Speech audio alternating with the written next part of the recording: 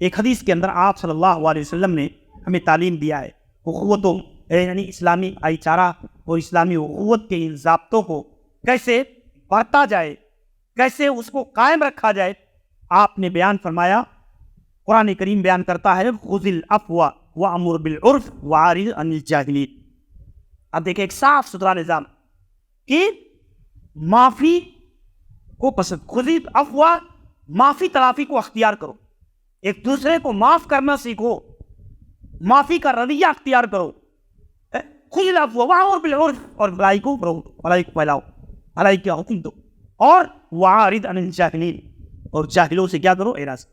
بہت زیادہ جہالت پر اگر اتر جاتا ہے تو قالوا سلاما، اس کی جہالت کا جواب جہالت سے نہیں دینا چاہیے۔ یہ اسلامی تعلیمات آپ دیکھیں، یہ آیت کریمہ ہمیں بتاتی ہے کہ انسان فطرتاً، دیکھیے سماج میں ہر آدمی ایک جیسا نہیں ہوتا ہے۔ سماج میں ایک آدمی فطرتاً سادہ مزاج کا ہوتا ہے، ٹھنڈے نرم مزاج کا، اور ایک آدمی فطرتاً سخت مزاج کا ہوتا ہے۔ اس میں آپ دیکھیں کہ آدمی کو ہمیشہ اپنے غصہ کیا ہوتا ہے، غصہ اصل میں ہمارے بہت سے کام کو خراب کر دیتا ہے، چاہے ہمارے ازدواجی رشتے ہو، چاہے ہماری فیملی لائف ہو، چاہے ہمارا معاملہ اپنے بچوں کے ساتھ ہو، اپنے پڑوسیوں کے ساتھ ہو، اپنے تجارت اور بزنس کے معاملات میں ہو، چاہے جہاں آپ اگر دیکھیں گے تو عموماً غصے پر کنٹرول کرنے کی تعلیم اسلام نے دیا ہے۔ اسلام نے، اور اس کے طریقے بھی بہتا ہے جس کی تفصیل میں نہیں جا سکتا، لیکن آپ دیکھیں کہ اسلام یہ نظام دیتا ہے۔ یہ آیت کریمہ آپ سے بخاری کی حدیث کو دیکھیں، حضرت عمر بن خطاب رضی اللہ عنہ کی مجلس میں جو ہے یہ حر بن قیس، یہ مصاحبین میں تھے حضرت عمر بن خطاب رضی اللہ عنہ، یہ جو ہے مشورہ دینے والوں میں سے، مشورہ دینے والی جو کمیٹی تھی اس میں سے، اور ان کے چچا تھے ویینہ بن حصن۔ ایک بار ان کے پاس آئے، اپنے بھتیجے کے پاس، اور کہا کہ میں امیر المومنین کی مجلس میں شریک ہونا چاہتا ہوں، مجھے بھی امیر المومنین سے اجازت لو، عمر بن خطاب رضی اللہ عنہ سے، کہ میں بھی وہاں جو ہے شریک ہو دوں۔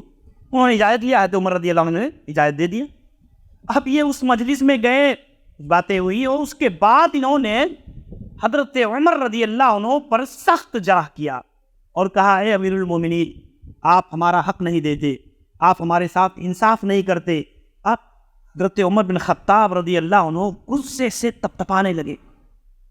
جلیل، آپ جانتے ہیں حضرت عمر رضی اللہ عنہ جلالی آدمی، اور غصے سے جو ہے مطلب ایک آدمی بلا وجہ الزام پہ الزام اور ایسی چیزیں بات کیے جا رہا ہے، جو ہے حضرت عمر رضی اللہ عنہ سخت غصہ ہو گئے۔ حضرت حر بن قیس نے جب دیکھا کہ امیر المومنین سخت ناراض ہو گئے ہیں تو فوراً اسی آیت کریمہ کی تلاوت جو ہے کہا، اے امیر المومنین، اللہ تعالیٰ نے اپنے نبی کو مخاطب کر کے کہا ہے خذ العفو وامر بالعرف واعرض عن الجاہلین۔ کہتے ہیں میں نے دیکھا حضرت عمر رضی اللہ عنہ ایسے ٹھنڈے ہو گئے جیسے کچھ ہوا ہی نہیں، جیسے کچھ ہوا ہی۔ وَكَانَ وَقَافًا عِنْدَ کتاب اللہ، اور حضرت عمر بن خطاب اللہ کے احکام اور اللہ کے حکم کے سامنے سب سے زیادہ اپنے آپ کو سرنڈر کرنے والے لوگوں میں سے، سب سے زیادہ۔ اللہ تعالیٰ کا حکم آ گیا، اپنے جذبات، اپنی خواہشات، اپنا غصہ، اپنا سب کچھ اس کے سامنے سرنڈر کر دیا۔